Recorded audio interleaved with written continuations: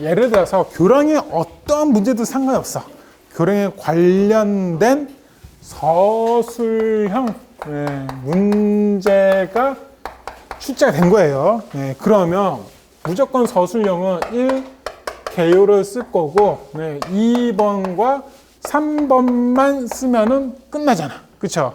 그러면 이 어떤 교랑 문제가 어떤 거라든지 상관이 없는데 중요한 것은 이 2번이 됐든 3번이 됐든 거기에 공통 아이템으로 들어갈 것이 무엇이냐 이거죠. 그쵸? 예를 들어서 뭐뭐 선정시 아니면 뭐뭐 시공전 등등등 되겠죠. 고려사항 이런 거 이제 들어갈 수 있다는 거예요. 그래서 구하지마. 그래서 구하지마. 우리는 교량 B야 밑에다 뭐 할 거다? 말뚝 기초로 할 거다. 그래서 구하지말. 이렇게 이제 외우시면 되겠죠. 그죠? 그래서 구조물, 하중, 그리고 지질, 지반, 뭐 이런 거 써주면 돼요. 그죠? 그리고 말뚝, 이런 게 이제 됐다라고 이제 보시면 되겠네요. 이렇게 쓰고 나서 보니까는 자연스럽게 뭐가 이어지고 있어요? P10번 다이어그램이 이어지고 있다라고 지금 보시면 될 것 같아요. 구조물은 어떠한 형식이냐에 따라서 달라질 거예요. 단순교로 할 것이냐, 연속교냐, 결보교냐, 사장교냐, 현수교냐, 이디교냐 등등등 여러 가지 이제 교량이 있을 겁니다. 지 간의 길이나 아니면은 수. 그래서 예를 들어 한강을 지나가는 교량을 할 건데 도대체 교각을 몇 개를 할 거냐에 따라서 연속교가 될 수도 있고 단순교나 결보교가 뭐 될 수도 있겠죠. 그죠? 뭐 하중은 가장 쉬운 게 사하중과 활하중입니다. 그거 외적으로도 뭐 풍하중이라든지 지진하중이라든지 뭐 이런 것들이 있을 수 있겠죠. 그렇죠? 자, 지지를 보니까 지형, 지반상태, 기초, 이용성, 단층대, 습곡 등등등 있어요. 그래서 어느 지질이었을 때 더 위험하느냐? 그러면 그거를 피해서 갈 거냐, 보강해서 갈 거냐. 거기에 따른 공법이 조금씩 달라질 수가 있겠죠. 그 이야기입니다. 말뚝을 보니까 말뚝 만약에 내가 잘 모르겠어. 그럼 우리가 기초에서 어떤 말뚝을 배웠어요? 타, 매, 현을 배웠어요. 그죠? 타입식으로 할 거냐, 매입식으로 할 거냐, 현장 타사 말뚝으로 할 거냐. 거기에 대한 건 뭐 아무거나 써주셔도 아무 문제가 없겠죠. 그죠? 그래서 이런 식으로 우리가 만들 수가 있다라는 겁니다. 그냥 교재에 있는 거를 그 양식대로만 가져가지 마시고 저처럼 조금씩 변형을 해서 이런 식으로 가져가시면은 어떤 문제가 출제가 돼도 이것만 바꿔주시면 되는 거예요. 그래서 제 교재가 각 챕터의 1교시의 앞부분 배우는 것은 어떤 문제가 출제가 되더라도 서술형 첫 번째 페이지에 응용해서 쓸 수 있게끔 만들어 드리고 있다라고 생각을 하시면 되겠네요. 자, 우리는 또 하나 중요한 이야기가 뭐가 있느냐라고 했더니 예를요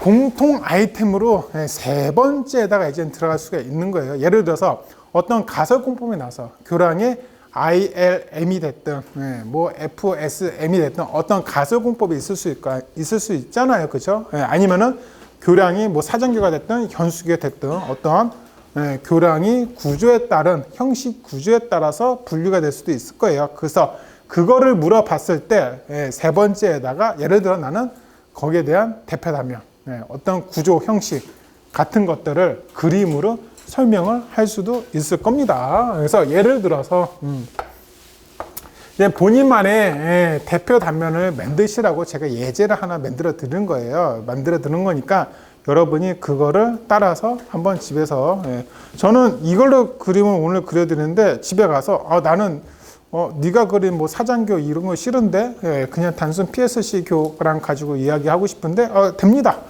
그죠? 만드세요. 본인이 직접 만드는 게 중요하다. 일반적으로 이렇게 주탑이라는 거 우리가 합니다. 제가 지금 오늘 이걸로 설명을 드리려고 하는 이유 중에 하나는 최근에, 가장 최근에, 특히 2월 7일 이전으로 봤을 때 가장 최근에 그나마 뉴스 매스컴을 탄 교량 공사가 완공이 된 거, 준공이 된 거, 그게 청라랑 영종도에 있는 제3연육교 사장교입니다. 그래서 저는 그래서 사장교 가지고 설명드리는 거예요. 염두를 한번 해두고 사장교 공부하는 것도 하나의 방법이다라는 겁니다. 자, 어떤 상부 구조가 있을 거예요. 그렇죠? 이 상부 구조를 케이블을 이용해서 사장교는 이런 식으로 매달아 놓은 거다라고 생각하시면 될 것 같아요. 예를 이제 우리가 시공하는 것은 간단하게 이야기하면은 한 칸, 한 칸, 한 칸, 좌우측으로 한 칸씩 벌려서 케이블에 묶으면 되는 거다라고 이제 보시면 될 것 같아요. 대표적인 공법은 FCM 공법이 있습니다. 자, 어쨌든 이렇게 생겨 먹었어. 이렇게 생겨 먹었고, 여기 이제 교대라는 게 있어요. 여기 이제 어떤 교대라는 게 있겠죠, 그죠? 이런 식으로 생겨 먹었고요. 뭐 이런 식으로 생겨 먹었겠죠. 그래서 이렇게 땅바닥이 어딘가 있을 거고, 이렇게 물이 어딘가 이렇게 있을 겁니다. 우리는 교량을 보니까 어디 센터에서 어디 센터까지 BR을 기준으로 합니다. 그래서 BR의 센터에서 센터까지를 우리는 지간이다라고 하고요. 교각의 외측에서 외측까지를 우리는 경간이다라고 합니다. 그래서 여기 지자는 교자 장치에서의 지자예요. 교자의 지를 쓴다. 한자로라고 생각하시면 될 것 같아요. 이렇게 이제 생겨 먹었죠. 자, 그런데 청라 거기가 뻘일 거 아니에요. 왜, 뭐 두려워요? 아니요. 청라 거기 앞에가 뻘인데, 뻘이면 집안이 안 좋으니까 여기다가 분명히 말뚝 같은 거 뭔가 깊은 기초를 했겠죠. 그렇죠? 그래서 어디는 이렇게 깊은 기초를 하니까 케이슨을 했을 수도 있을 거고, 어디는 말뚝으로 할 수도 있고, 어디는 안반이 나오니까 이런 식으로 그냥 직접 기초를 했을 수도 있고, 어디는 안 좋으니까 사항을 뭐 했을 수도 있겠죠. 그렇죠? 뭐 이런 식으로 대표 그림을 그릴 때는요, 딱 교량만 그리시는 게 아니고요. 교량과 관련성 있는 것은 싹 다 집어넣으세요. 그래야 설명할 게 되게 많습니다. 얘는요, 어프로치 슬러브입니다. 그래서 어프로치 슬라브라고 우리가 이야기를 해주고 있는 부분인데, 단차가 생길 수 있잖아요. 여기는 이제 되묘하게 안 되고, 아바트 2라고 한다 그러면은 콘크리트 구조물과 뒤에는 되묘기를 했으니 치마에 의해서 나중에 문제가 발생할 수가 있으니까 여기 콘크리트 판으로 길게 연장을 해가지고 여기 치마에 대비를 한다라고 좀 보시면 될 것 같아요. 뭐 기본적인 형태는 이렇다는 겁니다. 자, 물이 있으니 이 앞에다가 교량이 망가지지 말라고 호안공 같은 거를 할 수가 있을 거고요. 이 부분이 물살이 세가지고 이런 식으로 물이 와류나 어떤 세굴이 발생할 수가 있으니 여기다가 세굴 방지하는 공사를 할 수가 있겠죠. 그렇죠? 뭐 이런 것들. 여기 이제 배가 다닐 건데 배가 오다가 충돌하지 말라고 교각을 치고 가면 안 될 거 아니에요. 그래서 충돌하지 말라고 여기다가 이런 식으로 큰 말뚝을 박거든요. 그래서 큰 말뚝을 박는데 얘는 희생 말뚝이다라고 합니다. 그래서 이런 걸 이제 이야기를 할 수도 있겠죠. 좀 다른 말로는 선박 충돌 방지 공이라고 우리는 이야기를 해주고 있다라고 좀 보시면 될 것 같아요. 그래서 이런 식으로 그림을 그리시고요. 그림에 대해서 이해를 내가 하고 있는 것처럼 답안지를 좀 써주시면 참 좋겠네요. 그죠? 자, 그럼 이거를 가지고 우리가 이렇게 이제 한번 생각을 해보죠. 교량에는 상부 구조가 있고 하부 구조가 있습니다. 그래서 상부 구조에는 슬라브랑 거더가 있죠. 그래서 요 부분이에요. 요 부분. 요거. 요게 어떠한 슬라브가 있고 어떠한 거더가 이렇게 있는 거예요. 그래서 슬라브, 거더 이렇게 있다. 그러면 이 슬라브가 여기서부터 여기까지가 예를 들어 3km라고 합시다. 그러면 3km가 한 판일 수는 없잖아. 중간에 어디 이음이 있을 수 있겠죠. 그렇죠? 그 이음을 우리는 신축 이음 장치라고 합니다.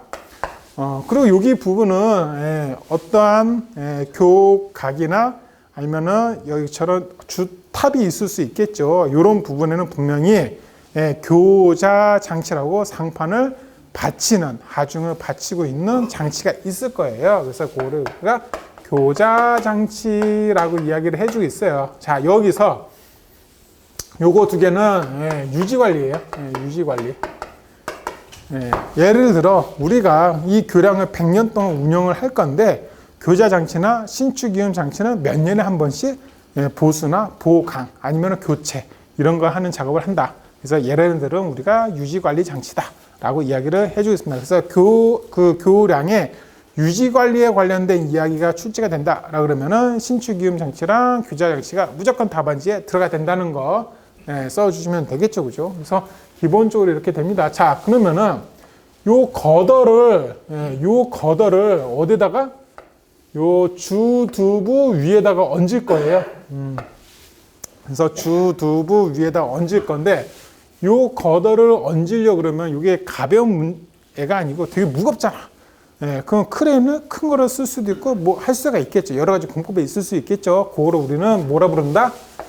가설 공법을 이용해서 얹는다, 얹힌다라고 이야기를 해주겠습니다. 그래서 가설 공법이라고 이야기를 해주고 있고 어떤 교량들은 슬라브랑 거더가 일체화되어 있는 거더가 있습니다. 그러면 걔는 슬라브까지 포함해서 한꺼번에 올리는 공법을 시행한다라고 이제 보시면 될 것 같아요. 자. 하부 구조입니다. 여기서 보니까 여기 아바트, 요건 교대네, 그죠? 요 주탑을 버티고 있는 거, 요 윗부분, 요건 교각이죠. 그래서 우리가 기본적으로 교대랑 교각은 따로 오늘 안 배워요. 언제 배웠느냐? 콘크리트에서 이미 다 배웠어요. 그러면 콘크리트에서 교각과 교대랑 상관성 있는 항목을 배운 게 슬립폼과 슬라이딩 폼. 그래서 이렇게 위로 올라가는 거푸집 있잖아요. 그래서 똑같이 교각도 높으니까 아파트처럼 이렇게 층층별로 이렇게 하나씩 붙여서 올라간다라고 생각하시면 돼요. 그래서 얘네들은 다 배웠어. 그래서 오늘은 따로 안 배워요. 하지만 문제가 교량의 하부 구조에 영향을 주는 요인 및 뭐 이렇게 물어보는 문제가 있다 쳐요. 교대랑 교각에 대한 거 아니면은 고교각 시공시 이렇게 이제 물어보는 문제가 있거든요. 그러면 이제 슬라이딩 폼이나 슬립 폼을 쓰라는 이야기예요. 수직 거푸집을 써야 되는 문제가 되는 거니까. 자, 새굴이 발생할 수 있습니다. 아까 얘기했죠. 여기 이제 새굴이 발생할 수 있다고. 그래서 새굴까지는 오늘 배웁니다. 그런데 하부 구조는 호안공이 있어. 근데 이 호안공은 오늘 배우지를 않습니다. 우리가 10주차에 하천에서 호안을 별도로 배울 거예요. 그렇기 때문에 오늘 따로 배우지 않고요. 오늘은 그냥 여기까지 이런 게 있구나. 그래서 배우는 것은 세골 그리고 이 부분 오늘 배운다라고 생각을 하시면 될 것 같아요. 교대가 관련성이 있는 문제가 출제됐어요. 그건 답안지에 놓치면 안 되는 키워드는 그렇긴 한데 콘크리트는 그냥 전체적인 공정을 얘기하는 거고 그쵸. 측방 유동 뭐 이런 거 써주면 참 좋을 것 같아요. 그런 겁니다. 그래서 이렇게 우리가 구성된 항목을 알자. 자, 그러면은 지금 설명드린 것 중에서 가장 중요하게 생각을 해야 되는 것 중에 하나가 뭐느냐라고 했을 때 그거는 교량에서 가설 공법이다라고 이제 보시면 될 것 같아요. 그래서 거더를 얹히는 거를 가설 공법이다라고 우리는 했죠. 그러면 그 거더의 재료를 한번 봐보자 이거지. 얹히는 거, 위에다 얹히는 거. 그 거더에 대한 재료가 콩크릴 때랑 강제일 때 가설 공법이 좀 다르더라 이 이야기예요. 그래서 콘크리트는 현장에서 타살할 수가 있겠죠, 그렇죠? 네, 그리고 PC로 만들 수가 있을 거예요, 그죠? 네, 이 이야기입니다. 그래서 크게 현장 타살과 PC로 나눠진다라고 좀 보시면 될 것 같아요. 네, 그래서 IMF IMF 때 뭐 했어요? 입학은 했어요? 아, 애기네. 저 IMF 때 직장 생활하고 있었는데. 네, 저 어쨌든 그 IMF 그것만 잘 생각하시면 될 것 같아요. 그러면 이거는 끝났다. 네, 이미 나는 종류를 다 외우고 있다. 라고 생각을 하시면 될 것 같아요. 자, 근데 이 F는 풀 스테이징 메소드 공법이에요. 그래서 얘는 쉽게 얘기하면은 올 동바리. 동바리로 그냥 다 받추는 거야. 되게 간단하죠. 그래서 밑에 동바리 다 받추고 그 위에 거푸지 얹은 다음에 공구리 쏟아붓는 거. 엄청나게 간단한 공법인데 시험 문제 자주 출제된다 라고 생각하시면 될 것 같아요. ILM, MSS, FCM. 요 네 가지 공법 중에서 원리상 가장 문제점이 많은 것은 FCM 공법이 가장 문제점이 많아요. 근데 이 FCM의 문제점을 해결하면은 FCM만큼 좋은 공법이 없어. 그래서 이 네 가지 중에서 가장 시험 문제 많이 출제되는 것은 FCM이 가장 많이 출제됩니다. 그 FCM의 문제점들이 개별 문제로 전부 다 출제가 됐었어요. 예를 들어서 키 세그먼트, 불균형 모멘트 이런 것들이 전부 다 출제가 됐었다. 그래서 얘가 3번 나오면 ILM이나 MSS가 돌아가면서 한 문제 반이 나오고 그리고 FSM이 한 문제 나오고 요 순서대로 나온다 라고 지금 보시면 될 것 같아요. 일반적으로는 MSS가 이번에 출제가 되면은 다음에는 ILM 이런 식으로 출제가 되는 경향이 많다 라고 지금 보시면 되고요. 운이 나쁘면 ILM 이렇게 출제가 될 수도 있다 라고 좀 생각을 하시면 될 것 같아요. 자, 그럼 프리캐스트 공법을 우리가 보면은 프리캐스트 거더 공법이라 해서 PG 공법이다라고도 합니다. 이건 너무 쉬워. 그래서 따로 설명을 안 할 거야. 지금 설명 그냥 듣고 끝나요. 그래서 PG 공법은 BR을 먼저 교각이죠. BR을 먼저 설치를 하고요. 이 위에 이렇게 거더를 얹을 건데 여기에 크레인을 이용해서 그냥 쭉 하고 한 번에 얹는 거예요. 끝. 그럼 요 거리가 어때요? 지간이나 그 경관장이 짧아야 되겠죠, 그렇죠? 매우 짧은 교란 같은 거, 별거 아닌 교란 같은 거, 동네 공사하는 거 그런 거 생각을 하시면 될 것 같습니다. 그래서 이거를 우리가 프리캐스트 거더 공법이다라고 얘기를 해주고 있습니다. 자, PSM 공법이 있습니다. 그래서 SBS 스팬 바이 스팬 공법이다 라고 우리가 얘기를 해주고 있고요. 전진 가설 공법이 있고 그리고 캔틸레버 공법이 있습니다. 그래서 이렇게 3가지로 분류를 우리가 해주고 있습니다. 큰 분류는 현장 타설 방법이냐, 프리캐스트 방법이냐 이렇게 좀 나눠집니다. 강제였을 때는 지지 방식이냐, 운반 방식이냐라고 이렇게 분류를 해주고 있어. 이 분류를 왜 해주느냐라고 했더니 이 분류대로 시험 문제가 출제되는 거야. 예를 들어서 교랑의 거더가 강제였을 경우 지지 방식에 의한 가설 공법에 대해서 설명하세요. 이런 식으로 이제 출제가 돼요. 그리고 출제가 됐었어요. 그렇기 때문에 분류를 정확하게 알고 있어야 여기에 들어있는 것들을 딱딱 끄집어서 우리가 쓸 수가 있다라고 생각하시면 될 것 같아요. 자, 얘는요 똑같이 옵니다. 다만 말이 조금씩 바뀌어. 그래서 얘는 벤트 공법이에요. 그래서 FCM은 올 동바리 공법이다라고 했는데 이 벤트 공법은 B아가 있는데 요 거리가 하필이면은 29m예요. 조금 기네. 30m. 그래서 조금 길어. 그럼 29m짜리를 제작해서 운반을 해가지고 출혈하러 운반해서 현장에다 올리면 되잖아. 강제를. 근데 29m짜리면은 출애라의 그 대가리까지 해서 총 30 몇 메다가 되겠네. 예, 그거를 도로를 타고 다닌다고 봐봐. 고속도로를, 국도를 힘들잖아요. 그쵸? 예, 그러니까, 예, 얘네들은 어떻게? 쪼각 내서 가져와요. 예, 쪼각 내서. 예, 그럼 현장에서 이 쪼각 낸 것을 볼트를 이용해서 붙이겠죠. 볼트를 이용해서 붙이기 전까지 얘가 그 위치에 정확하게 있어야 되니까 요 밑에다 임시적으로 가설 벤트를 설치합니다. 요 바로 볼팅하는 밑에만. 그래서 볼팅이 끝나면 얘는 철거. 끝나면 얘는 철거. 그러면은 원래 한 판이 그대로 있는 것처럼 보여지겠죠. 그렇죠? 이렇게 한다.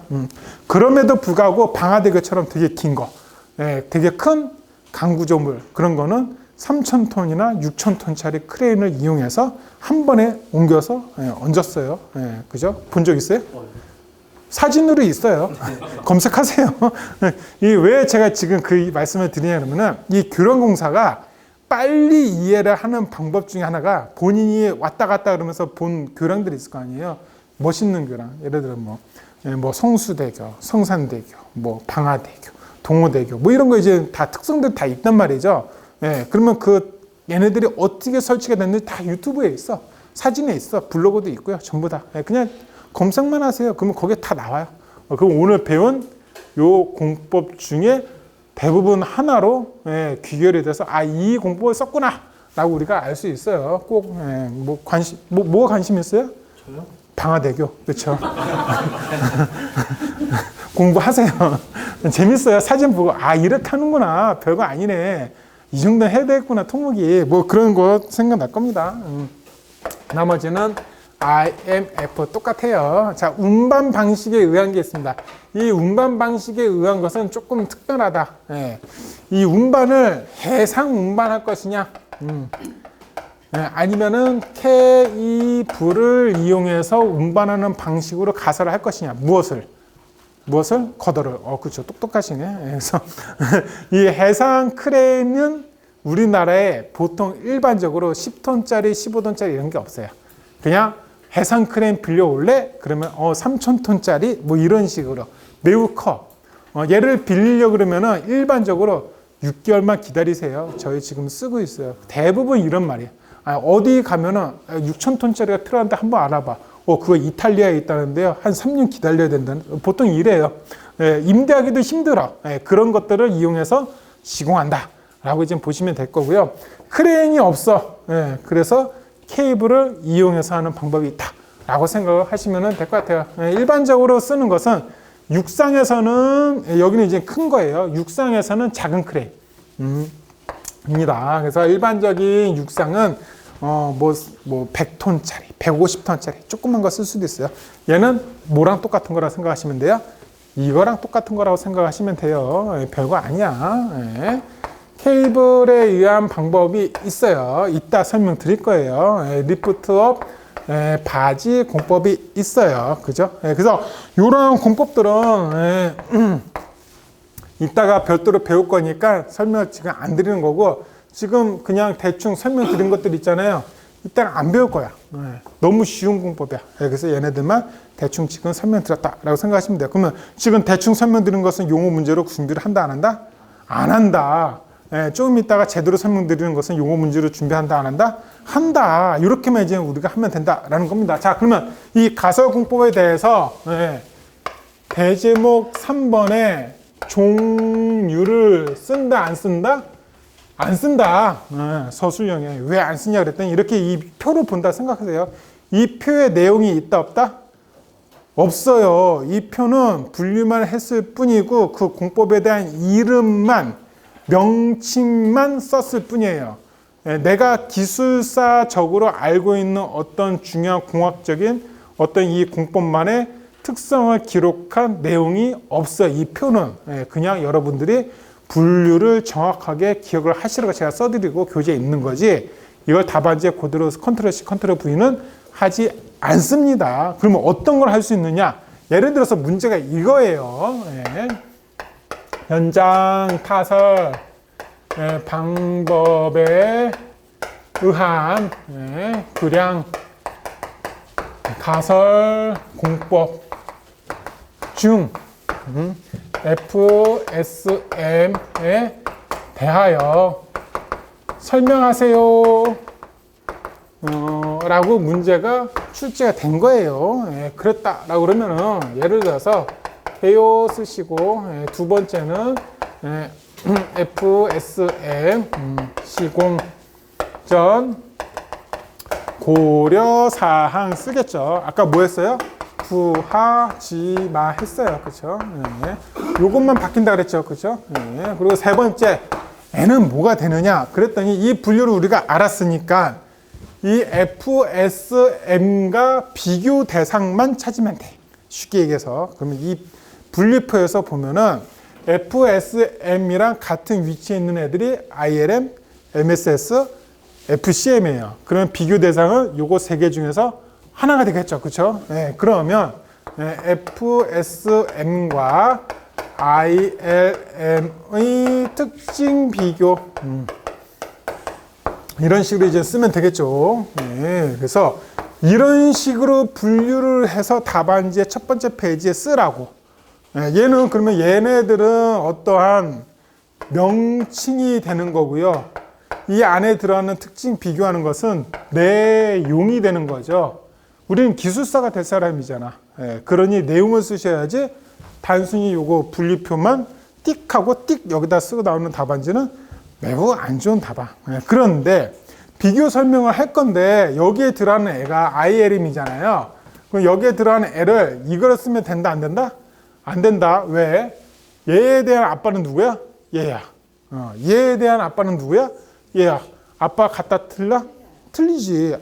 저기 앞에 아빠는 서울대학교, 뒤에 아빠는 미안하지만 그런 게 없겠지. 그냥 울릉대라고 할게요. 그냥 또 어디 특정대 얘기하면 야씨 너 우리 학교 무시하고 막 그래 그랬을 때 울릉대라고 할게요. 없잖아. 그렇죠? 그래서 예를 들어서 그 서울대 아빠 자식들끼리 비교를 해야지. 울릉대 아빠 자식이랑 비교를 하면 비교 대상이 아니잖아요. 쉽게 얘기하면 DNA가 틀린데 그런 이야기예요. 그래서 그 족보에 맞는 그 안에 들어가는 애들끼리만 비교를 하세요. 만약에 물어보는 게 FSM이 아니라 강제에서 지지 방식에 의한 가설 공법 중 벤트에 대해서 설명하세요. 그러면은 이 벤트는 이거 중에서 골라서 해야 되는 거고, 만약에 이게 출제가 됐다면 나머지 중에서 예를 들어 폰튼크레인을 쓰고 싶으면 폰튼크레인을 써야 되겠죠. 뭐 이런 식으로 쓰는 거다라고 생각을 하시면 될 것 같아요. 그러면 첫 장 쓰는 방법은 해결이 됐다 안 됐다? 됐다. 어떤 문제가 출제됐을 때? 가설 공법에 관련된 문제가 출제됐을 때. 그래서 이 가설 공법은 매우 중요한 사항입니다. 교량을 배우면서 가장 많은 문제가 출제가 되는 것 중에 하나다. 그리고 사고가 이루어졌을 때 무조건 사람이 죽는 것은 교량에서 무조건 사람이 죽는 것은 가설 공법을 하다가 사람이 죽는다. 무너지죠. 칠전대교도 물어봐서 실산대교인가? 그것도 무너졌었고요. 안석에서도 한번 무너졌었고요. 자꾸 무너져. 얘는 그냥 사람이 죽어. 매우 중요한 아이템이다라고 생각을 하시면 될 것 같아요. 교량 공사의 주요 키입니다. 상부건, 하부건, 부속장치, 가설공법, 강구조, 연결 뭐 이렇게 이제 되어 있어요. 그래서 부속 장치는 신축 이음 장치랑 교자 장치를 말하는 거죠. 가설 공법은 지금 우리가 종류를 배웠고요. 강 구조 연결입니다. 그래서 지난주에는 새로운 재료가 아스팔트가 출제가 됐었는데 이번 주에는 새로운 재료가 스틸이 나오는 거예요. 강이 나오는 거죠. 그렇죠? 강재가. 그래서 이 강재 연결은 무엇을 할 것이며 연결을 했으니 검사는 무엇을 할 것이다 라는 거를 우리가 알아야 되겠죠. 그래서 오늘 그렇게 배울 거다라고 생각하시면 될 것 같습니다. 단순교, 연속교, 갤버교. 그래서 연속교는 2경간 이상 연속구죠. 부정정이요. 저희가 학부 시절에 정정, 부정정 뭐 이런 거 배운 적 있어. 그냥 듣기만 해도 그냥 뭐 하기 싫은 거 있잖아요. 우리 학부생 때 저 역시 그랬고. 그래서 그냥 그런 거다. 하나는 정정, 쉬운 거. 하나는 부정정, 어려운 거. 어려우니까 어려운 걸 어떻게 해야 돼? 쉽게 만들어야 돼. 그래서 나온 게 갤버교다. 요 정도만 여러분들이 지금 알아도 아무 상관없다. 왜냐하면 단순교나 연속교나 갤버교 요거 단일 문제라서 문제가 출제되기가 쉽지가 않아요. 다만 혹시나 이렇게 출제가 될 수는 있겠지. 용어 문제로 그냥 갤버교. 물론 얘도 그렇게 쉽게 출제되지는 않을 거예요. 왜냐하면 이 출제위원님들도요, 예전에 비해서 고도의 지능을 가지신 분들이 됐다는 거지.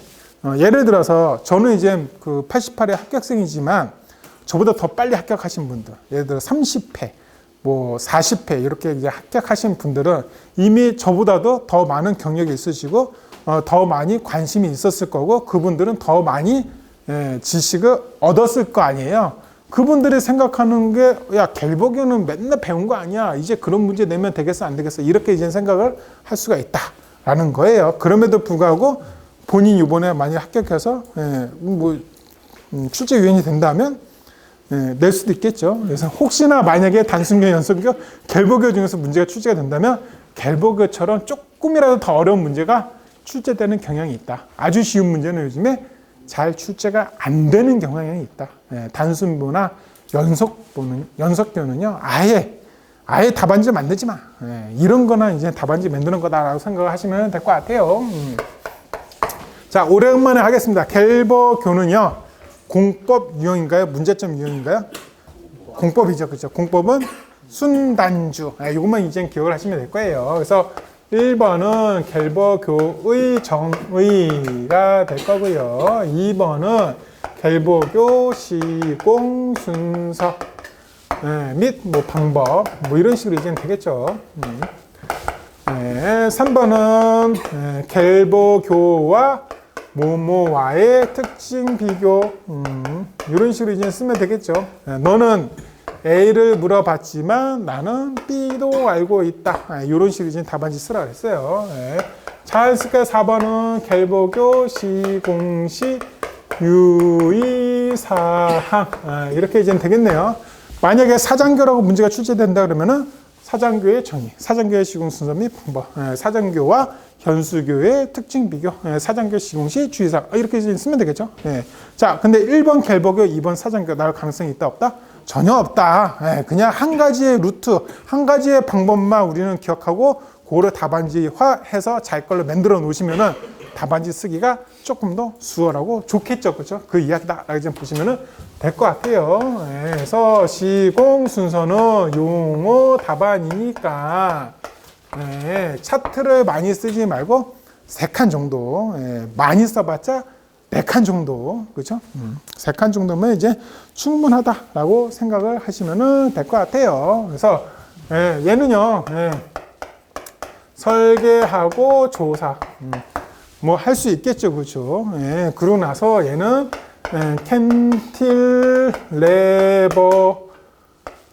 레버 구간 시공을 할 거고요. 이거 다른 말로 쉽게 한다 그러면 이제 내민보 구간이라고 이야기를 해줘도 돼요. 캔틸레버는 조금 한 글자를 더 많으니까 이렇게 하고 나서 힌지 및 마무리 뭐 이런 식으로 이제 쓰면 될 것 같아요. 그래서 이런 식으로 이제 됐다라는 이야기입니다. 얘는요, 이렇게 이제 한번 봐볼게요. 보니까 일반적으로 이런 구간이다라는 겁니다. 그래서 이렇게 이제 되어져 먹었고요. 이렇게 되어져 먹었어요. 그래서 이렇게 이제 되어있는 거보다. 그래서 이 부분이 이런 식으로 추가 이음이 있다. 이제 보시면 될 것 같아요. 그러면 이 구간은 우리가 학부 때 배웠을 때 뭐예요? 이것만 따져서 물으면은 여기랑 여기가 어떤 지지하는 힘이 있을 거 아니야. 그렇죠? 그래서 이 지지하는 힘이 딱 2가지 부분이 있으니 요 가운데 부분만 단순교화 만들어 준 거고요. 여기는 이제 내밀어져 있잖아. 그렇죠? 그래서 여기 부분은 내민보 형식이 되는 거죠. 그렇죠? 그래서 내민보 형식과 단순보 형식을 조합해서 만들어 놓은 게 갤버교다. 그래서 정정을 부정정 구조물을 정정으로 만들었다. 거기에 대한 반력을 따로 계산하는 방법이 있는데 그냥 여러분들은 아직 몰라도 된다. 그냥 그렇구나. 라고 생각을 하셔도 될 것 같아요. 다만, 혹시나 그럼에도 불구하고 김 선생이 야, 너 그거 안 가르쳐줘? 왜 그럴 수도 있잖아요. 그죠? 그래서, 계산하는, 그 부정정 차수를 계산하는 방법만 알면은, 우리가 이제 갤보교를 어떻게 설계해야 될지를 알거든요. 그래서 한번 알아보도록 합니다. 반력수 빼기.